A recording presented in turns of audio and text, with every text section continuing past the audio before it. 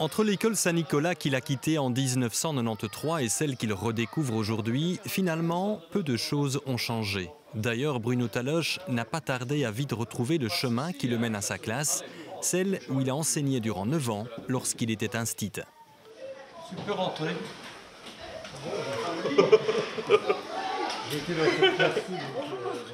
Pour moi, c'était un début.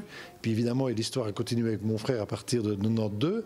Mais je faisais déjà des spectacles après journée. Je passais déjà mon temps, pendant le temps de midi, à donner des coups de téléphone. Il n'y avait pas de GSM à l'époque, donc il fallait donner des coups de téléphone à la salle de prof pour des contacts ou pour des contrats. C'était ma classe de première année primaire. Souvenir. Lorsqu'il remporte le Festival du Rire de Rochefort en 1986, Bruno Taloche s'appelait donc aussi Monsieur Bruno pour ses élèves de première primaire. De là dire qu'à l'époque, il faisait le pitre en classe. Je me rappelle que j'avais mis un marteau et j'avais mis en dessous en cas d'urgence. Ben voilà. Le respecteur m'avait dit. Ben voilà, monsieur Fabrice. J'étais sévère, mais j'étais assez aussi par moments comique. Je faisais des petites situations avec eux. Avec eux, c'était des enfants de 6 ans parce que j'étais en première primaire. Et à une autre échelle, on a monté des spectacles cabaret aussi ici avec certains enseignants. Et il y a eu 2-3 soirées cabaret montées par les enseignants n'étaient pas sur scène, mais on organisait. Et moi, j'ai fait venir quelques artistes ici. François de Thiers, lui, est un ancien élève de l'école Saint-Nicolas. Cofondateur de la célèbre brasserie Curtius, il se souvient. Je suis originaire de Stambert et j'ai toujours vécu à Stambert.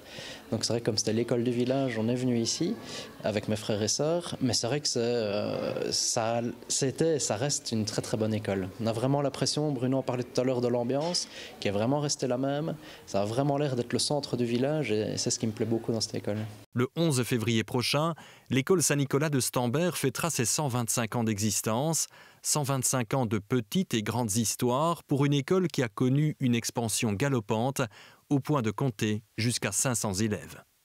C'est une école de village, mais qui a tout d'une grande. Ça veut dire qu'au niveau infrastructure et tout, nous avons absolument tout, que ce soit de la classe informatique à la plaine de jeux, aux bibliothèques, salles de gym. Donc nous avons tout, mais nous voulons garder cette ambiance-là de village et ambiance familiale qui vraiment est spécifique à notre école.